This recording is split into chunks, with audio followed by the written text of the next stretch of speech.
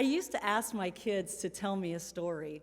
No, not my students, my actual children. It would go something like this when I asked them about their day. I met some people, I got an A, school was okay, people like me. Stories are selfish. When I grew up, I desperately wanted to learn. I watched as my very unselfish father gave personal loans to his friends, a few too many loans, in fact. My father went broke, and my mother took up baking for those in our community to help make ends meet. I knew in that moment I wanted something that couldn't be taken from me. I wanted education. Education is selfish. At Kearney State College in 1989, my ed psych professor, Dr. Kent Estes, challenged me with writing the first draft of my educational philosophy. In the process, I came across this quote from Chaim Ganot, and it stayed with me all that time, and I still keep a copy in my office. I've come to a frightening conclusion that I am the decisive element in the classroom. It's my personal approach that creates the climate. It's my daily mood that makes the weather. As a teacher, I possess the tremendous power to make a child's life miserable or joyous. I can be a tool of torture or an instrument of inspiration. It is my response that decides whether a crisis will be escalated or de-escalated and a child humanized or dehumanized. When I was having a bad day and frustrated with myself, a student, or maybe a whole group of students, I would reread this quote. And I quickly came to realize that I had the power to write my own story, and that story could start over every single day. I also grew to understand the impact my story could have on the story of others. In 2002, my first year at Milford High School, I met two people I would grow to be great friends with, TJ Meyer and Brandon Mowinkle. Wouldn't you want to be friends with them too? We had a lot of fun. TJ, Brandon, and I all started at Milford the same year, and it was a great time. In that same year, I was asked to give the baccalaureate address in honor of the senior class. At the end of that address, I gave each of the seniors a purple pencil with the words, "Everyone has a story," inscribed on the side to remind them of the power and control they have in writing the pages of their own life. A few years later, my friend and principal, TJ, would come to me selfishly needing a book for a teacher book study. TJ was notorious for reading the table of contents of a book, highlighting that table of contents, and stopping there. So when TJ came to me and said, he brought me the book A Million Miles in 1,000 Years and said, "I read this, really, I read the whole thing, I promise, and it reminded me of your purple pencil. I think it could be really good for our staff. Let me know what you think." The next year, our staff read the book, and the long-term impact of that text is unimaginable. Over the next few years, what TJ started, Brandon would take, and as he moved from TJ's assistant principal to the principal of the high school, Brandon embraced the contents of that book as completely as possible, and it has created a lasting foundation for Milford Public Schools. Everyone has a story, make yours worth telling. They live that verse. Our friend and leader TJ died 5 years ago as the result of a brain tumor, yet his legacy lives on. Stories are selfish until they're not.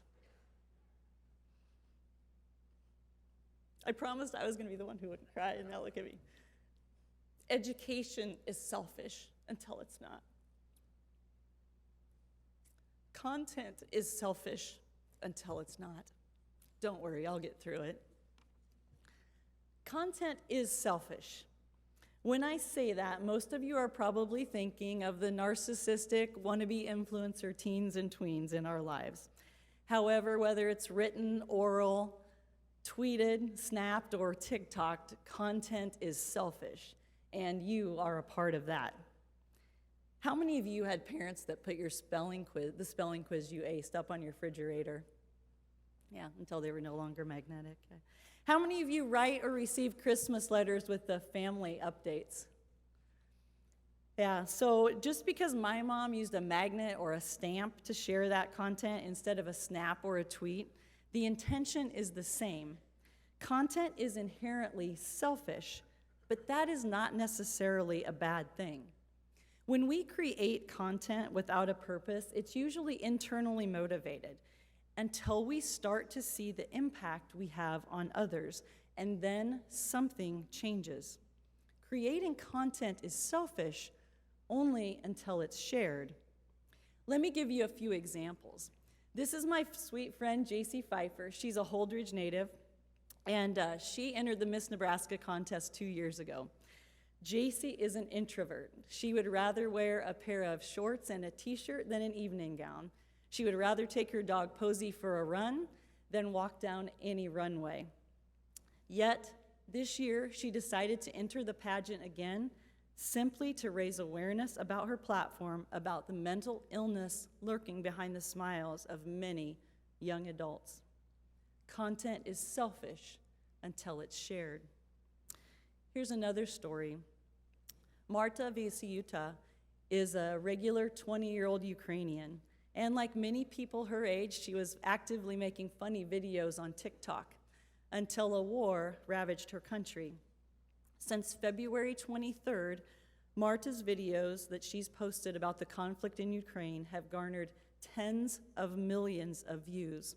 And for many people on TikTok, especially younger people who use TikTok as their news source, she's become the key curator of the stories on the ground from Ukraine. Content is selfish until it's shared. The core tenets of content are selfish. It's about us. The core values of each of us as individuals is developed around content. I made this. I created this. Look at me. I entered education because I wanted to empower others. What about me selfishly made me want to do this? Was it teachers I emulated? Mrs. Yost, Mr. Willman, Mr. Blessing? Why did you want to be a teacher? What did you want to create? We are deeply connected to what we create. So what if we embrace this idea and change the way we thought about things, and the idea of selfishly creating content became a good thing? What if we begin to believe that we have not only the ability to tell our own story, but to create our own story? You have deep-seated beliefs about yourself, and so do I, and this is how we impact others. Please indulge me while I tell you a selfish story. When I first started in administration 6 years ago, it was no surprise that my new school asked me to take over their social media and unify the brand. I came pretty well versed in educational technology, as I'd spent many years in that realm. Using social media to inform the stakeholders of our district quickly became a part-time job on top of my already full-time job as an assistant principal.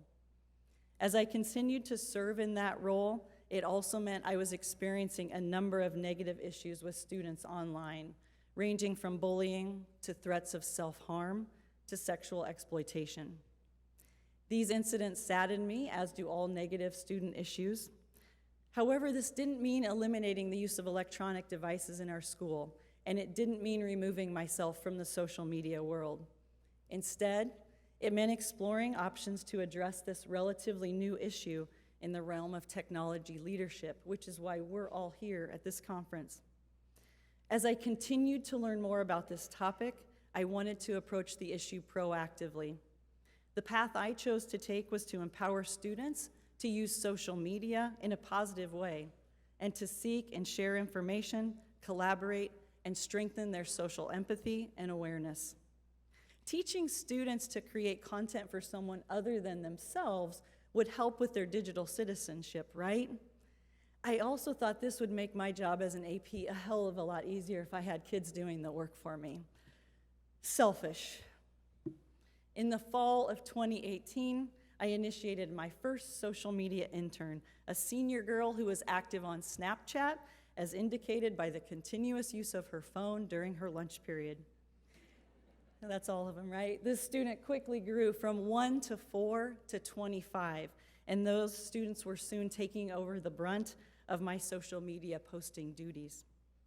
At the end of the year, I gave them a survey, and the pertinent theme running throughout was the belief that being a part of this team had greatly influenced their personal social media use. That being they thought before they posted, they cared about accuracy, they considered how others might misinterpret their posts, and they began to cultivate the notion of a personal brand. I had no idea this simple survey would so selfishly impact my story. So much so that I spent the next year focused on identifying the technology leadership qualities possessed by secondary school principals in Nebraska who supported student-led social media use.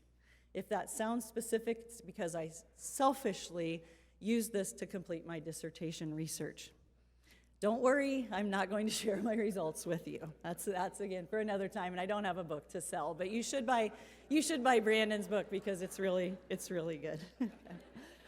I am going to share a couple lessons I did take from that whole process, though, and I want to share those with you today. The first one, embrace your sense of self. Somebody is going to tell your school's story. People think they're experts in education because they were there once as a student. If you don't tell your story, someone else will tell it for you. Nowadays, people are meaner, more blatant, entitled. Therefore, their students are too. We need to find a way to bring back the honor and respect teachers and the teaching profession deserve. Let me repeat that. We need to find a way, right on, to get back the honor, respect teachers and the teaching profession deserve. But how do we do that? Who's going to do that for us? No one. You need to toot your own horns in a Nebraska nice sort of way. You need to tell your stories. Creating a digital footprint and modeling positive digital citizenship for your students will serve your district in a multitude of ways, including brand recognition, school marketing, and the spread of positive school culture. With the increased mobility of students, as well as the opportunity for open enrollment, the competition for students is growing. Telling your story is not only important for the students currently enrolled in your district, but also for those who may join you as colleagues down the road as the competition for teachers is growing. Lesson 2, commit to something greater than yourself. Who are your storytellers? Whether it's students or teachers or a combination of both, providing your team with a wide range of opportunities to create content increases involvement, spreads out the workload, and creates a more authentic voice for your school. Trust is a very essential part of that in empowering others. And giving up control may be difficult for you. I'm a control freak too, but the risk of extending that trust is worth it. By empowering staff and students to play an integral role in telling your story on social media, you not only provide those stakeholders a more authentic view into your school, but also a more accurate one. The biggest takeaway from TJ's book study that year was when we live a better life, we have a better story to tell. He also taught us that if we don't like our own story, we have the power to change it. Once students are creating content for someone or something other than themselves and commit to something greater than themselves, things change. They begin to see the world through a different lens with no filter needed. Lesson 3, build the capacity of your community. I promised you I wouldn't share the results of my dissertation, but one very important piece of research that came through was that students want to be part of a community. But not everyone can be the basketball star or the valedictorian or the lead in the musical. So finding roles for students to play other than those, it's imperative for our schools and to their success now and in the future. This sense of inclusion and belonging for individuals makes for a high-functioning community. Elementary teachers, you do this very well. Line leader, snack passer outer, guinea pig feeder. I clearly remember being the plant waterer in Mrs. Clark's fourth grade classroom. I'm sure Mrs. Clark probably just didn't want her geraniums to die. Or did she? I don't know. Being a vital member of her community was a very impactful part of my story, and I took that role very seriously. John Cook reinforced this idea yesterday morning, and I'll tell you what, I can't wait to be a part of the Red Kingdom. If the pandemic taught us anything about the importance of community, it's the need for us to stay connected. We need to be innovative in that, no matter where we are or what we are doing. Empowering this next generation is a daunting task. Those students in our classrooms, they've had a mobile device in their hand and they've been consuming content ever since they were old enough to be able to push those buttons on the iPad or the phone when they were given it by their parents. Although the latest TikTok challenge or Reddit review has us all enraged, with good reason, we cannot just wish these problems away. Social media is scary. I clearly remember the day I joined Twitter in 2008. What should I pick for my handle? Can people see me? How do they follow me? What in the world is a hashtag? We had no idea how scary social media would become. In the same way I used to ask my students to tell me a story, they would also ask me to read a story to them. And Where the Wild Things Are, it was one of our favorites. In this story, as most of you probably well remember, Max sails off into the land of the wild things, where he finds huge multicolored beasts with big claws and teeth. Not frightened of anything, Max tames the wild things, who agree that he is the wildest of them all, and they make him their king. We could learn a lot from Max. Max embraced his sense of self. Max learned to participate and commit to something greater than himself. And Max found a community where he could be celebrated. We cannot bury our heads in the sand when it comes to social media content. Instead, we must fearlessly face the unknown, just like Max. But we don't need to do it alone. Content is only selfish until it's shared, which means we are all better together. Thank you.